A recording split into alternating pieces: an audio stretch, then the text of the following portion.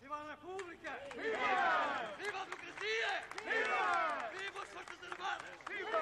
Viva Portugal! Viva! Em 5 de outubro de 1910, pelas 11 horas da manhã, foi proclamada a República Portuguesa das janelas da Câmara Municipal de Lisboa. A adesão oficial da capital do país tivera, aliás, precedentes nas proclamações feitas na véspera, dia 4, em Loures, Almada, Barreiro e Moita. A proclamação da República e a constituição do primeiro governo republicano, simultaneamente anunciada, resultavam de um longo processo de preparação que culminara com a Revolução iniciada às primeiras horas do dia 4 de outubro, na cidade de Lisboa. A propaganda republicana começara de forma tímida desde o final dos anos 30 do século XIX. A partir da década de 70, ganhara mais força e maior número de adeptos, sofrendo influências da Terceira República Francesa, 1870, e da Primeira República Espanhola, 1873. Muitos dos principais representantes da famosa geração de 70 subscreveram, pelo menos durante algum tempo, o ideal republicano, em regra associado a uma doutrinação socialista ou socializante. O mais influente de todos eles foi Teófilo Braga, a quem se ficou a dever um dos primeiros programas do novo Partido Republicano, bem como uma ação de propaganda importante e duradoura.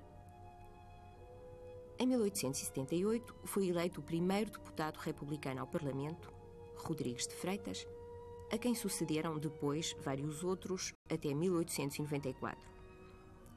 Elias Garcia, Manuel da Riaga, Consiglieri Pedroso, Latino Coelho, Bernardino Pinheiro, Eduardo Abreu, Teixeira de Queiroz, Jacinto Nunes e Gomes da Silva.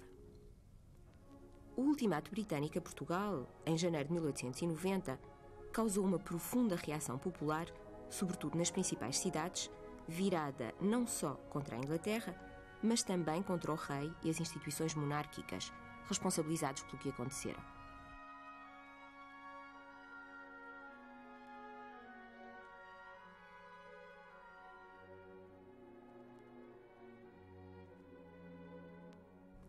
Dom Carlos, que subira ao trono em 1889, não gozava da popularidade de seu pai, Dom Luís, e pouco fez, aliás, para a ganhar. Também a rainha Dona Amélia, tida por excessivamente religiosa e protetora dos jesuítas, estava longe de se comparar, no favor da opinião pública, com a sua antecessora, Dona Maria Pia. Entre soberanos e povo, a separação só se veio a agravar nos anos subsequentes. Não se esqueça ainda a influência da proclamação da República do Brasil, em 1889, dados os numerosos contactos que entre as duas pátrias havia.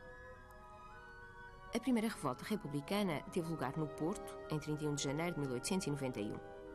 Quase exclusivamente militar, escorada sobretudo em sargentos e oficiais de baixa patente, mal preparada e desaconselhada até pelo próprio Partido Republicano, pôde ser facilmente sufocada depois de algumas horas de efêmero regozijo e alguns combates. Entre os seus mentores e aderentes, uns foram presos e deportados para a África, outros tiveram de se exilar e outros ainda esconderam-se para não serem capturados. Nos anos seguintes, a propaganda republicana continuou, com os inevitáveis altos e baixos. Sobretudo nas principais cidades e nas sedes de conselho, a ideia republicana ganhou cada vez mais gente, maiormente entre a pequena e a média burguesias, desejosas de tomarem as rédeas do poder. A maçonaria, gradualmente republicanizada, teve papel de relevo na difusão dos ideais vanguardistas preconizados pelos republicanos. Em finais do século, renasceu em Lisboa a Carbonária, sob a chefia de Luz de Almeida, que se tornou a ponta de lança da maçonaria na preparação revolucionária. Mas os republicanos não descuraram os atos eleitorais, vencendo no Porto em 1899-1900 e conseguindo resultados apreciáveis, quer nas eleições legislativas, quer nas municipais, quer ainda nas paroquiais. A desagregação dos partidos monárquicos e as suas lutas intestinas facilitaram a tarefa, desprestigiando por toda a parte os defensores da monarquia.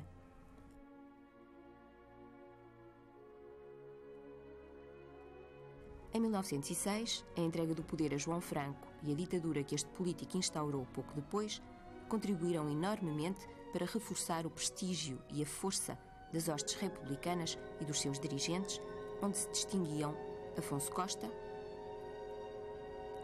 António José de Almeida, Brito Camacho, Bernardino Machado e muitos outros. Os aguerridos jornais republicanos existentes em todo o país eram um possante ariete na demolição das instituições, destacando-se O Mundo e A Luta, ambos em Lisboa. No Porto, uma coligação de republicanos e monárquicos mais avançados ganhou a Câmara Municipal em 1906. Em Lisboa, as minorias legislativas foram ganhas pelo Partido Republicano em 1906 e 1908. A ditadura de João Franco, apoiada firmemente pelo rei, exasperou os ânimos e levou ao regicídio. Em 1 de fevereiro de 1908, caíram mortos, em Lisboa, o rei Dom Carlos e o príncipe herdeiro Dom Luís Filipe. O filho mais novo, Dom Manuel, que ficara também ferido, subiu ao trono. Durante 2 anos, a monarquia conseguiu sobreviver, arrastando-se de ministério em ministério e de escândalo em escândalo. A dissolução dos partidos monárquicos e o descrédito da monarquia acentuavam-se. Nas eleições municipais de novembro de 1908, os republicanos conquistaram a Câmara de Lisboa. Nas eleições legislativas de agosto de 1910, os republicanos conseguiram a maioria na capital. As 2 principais cidades de Portugal achavam-se nas mãos dos republicanos. Não era difícil prever que o fim da monarquia estava próximo.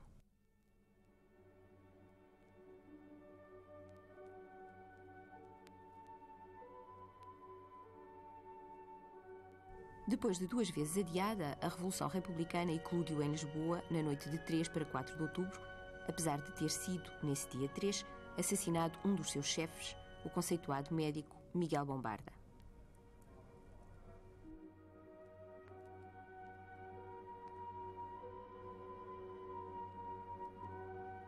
A Revolução tinha 2 componentes, a militar e a civil.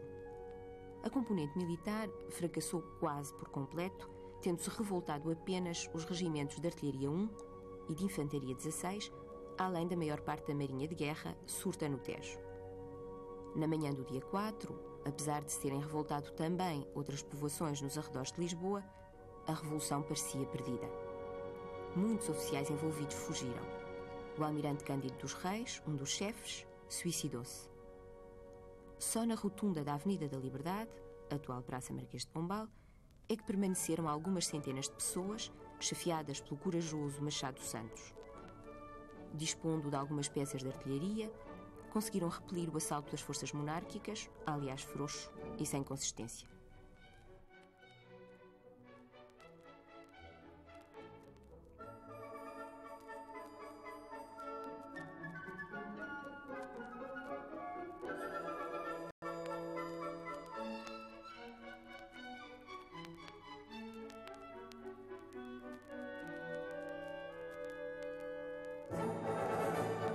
Os navios de guerra lutaram melhor, bombardeando o Palácio Real das Necessidades e obrigando o rei a fugir. Também os marinheiros em terra tiveram ação de relevo.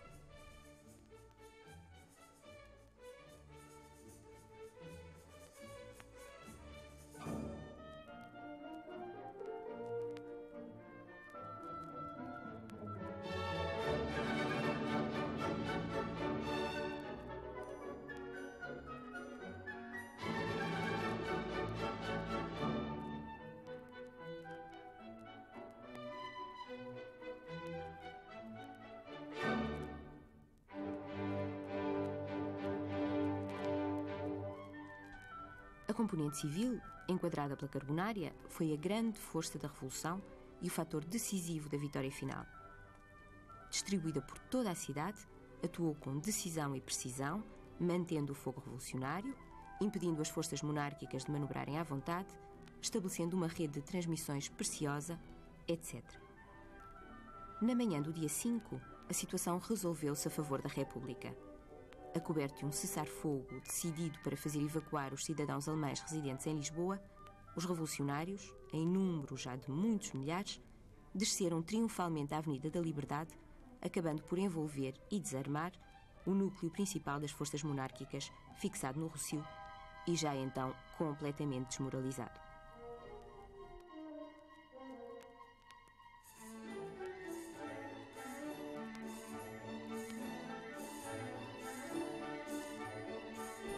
O comando militar monárquico rendeu-se e a República pôde ser proclamada das varandas da Câmara Municipal de Lisboa ante o delírio de milhares de pessoas.